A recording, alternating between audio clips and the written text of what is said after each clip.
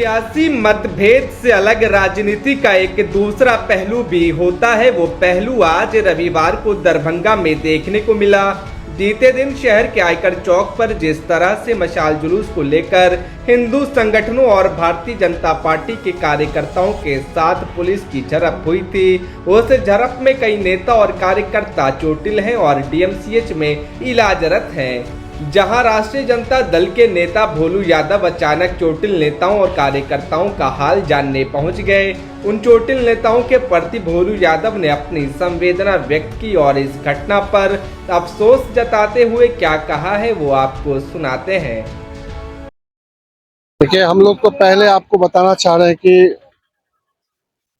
जिस तरह से ये घटना हुई है वो निंदनीय है, लेकिन हम लोग सामाजिक न्याय को मानने वाले लोग हैं और हमारे समाज के ही छोटे भाई 12 वार्ड नंबर 12 के पार्षद हैं मुकेश महासेठ जी, उनको भी थोड़ा सा पैर में चोट लगा है।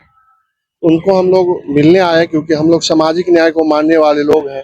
तो हम लोग हर एक दुख सुख में, चाहे वो किसी भी दल के लोग हो और तकलीफ में रहता है, तो हम लोग का दायित्व बनता है कि अपने लोगों को जाके प्रोत्साहन करें और उनका हाल समाचार जाने, और वो हम लोग वही किए हैं और हमेशा करते आए हैं और करते रहेंगे। चाहे वो बीजेपी के लोग चाहे जितने भी ईर्षा दोषी का बात करें, वो हम नहीं जानते हैं।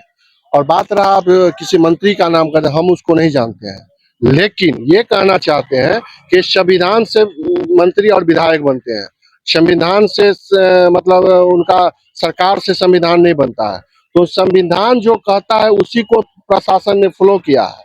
और आपने देखा होगा कि जिस तरह से, हाँ ठीक है, उनको जिस तरह से मना किया गया, अगर जुलूस वगैरह नहीं निकालता तो हो सकता है वहाँ हाथापाई नहीं होता, लेकिन आपने किसी मंत्री का नाम लिया, वो सरासर गलत बात है कि अगर संविधान के हिसाब से अगर प्रशासन कार्रवाई नहीं लेती है तो प्रशासन पे भी लांछन लगती है। बार बार उनके विरोध में लोग प्रशासन के विरोध हमेशा आक्रामक लोग रहते हैं, तो उनके साथ भी समस्या है।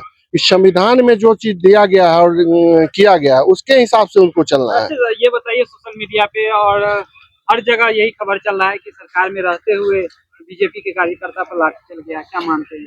नहीं, तो हम तो बोल ही रहे हैं ना कि संविधान से चलता है सरकार, ना कि सरकार से संविधान बनता है। तो संविधान जिस तरह से, अगर संविधान का विरोध हम भी करेंगे, हम विपक्ष के नेता हैं, अगर हम लोग विपक्ष में रह के अगर हम संविधान का गलत तरीके से उपयोग करेंगे तो हमारे विरोध में भी सब प्रशासन कार्रवाई लेगी और कार्रवाई ली भी है। जिस तरह से उन मतलब लगा उनको कि इस तरह से करना चाहिए, तो उन्होंने रोकने का प्रयास किया, उसी में हाथापाई हुआ, जो थोड़ा बहुत चोट लगा लोगों को, और उसी के सांत्वना में हम आए हैं। लेकिन ऐसा नहीं है कि अगर कोई किसी का सरकार है तो बहुत ज्यादा प्रेशर में आके, दबाव में आके किसी को आप किसी को कोई चीज भी बोल दे, ये सही नहीं है। तो हम लोग सामाजिक न्याय को मानने वाले लोग हैं और हमारे अपने लोग को भी चोट लगा है, इसका तकलीफ है, क्योंकि हम लोग जिस नगर निगम से चुन के आते हैं, वार्ड में आते हैं, हम लोग भी एक 3 नंबर वार्ड के पार्षद प्रतिनिधि है और हमारे साथ में बैठने वाले लोग को चोट लगा है, तो हम लोग उनके सांत्वना में आए हैं। लेकिन थोड़ा सा इस पर हम लोग भी खेद व्यक्त करते हैं कि थोड़ा सा देख सुन के ही किया जाता तो अच्छा रहता। लेकिन खैर, ये तो मान लीजिए प्रशासन के पास भी इतना दबाव रहता है कि वो भी बीच बचाव में ही चोट वगैरह लगा है। तो अगर मान लीजिए सरकार में बैठे लोग अगर इस तरह से बोल रहे हैं तो खैर उनका बोलने और करने में तो बहुत ज्यादा फर्क रहता है। वो बोलते कुछ है, करते कुछ है, आप देखते ही हो गए। तो यहाँ तो हम देखते हैं आम आदमी को चोट लगा है, और आम आदमी मतलब उनके कार्यकर्ता जो थे। तो इसमें विधायक मंत्री तो अब आते हैं नेतागिरी करने के लिए, खैर कोई बात नहीं है, ये समय समय की बात है। और हम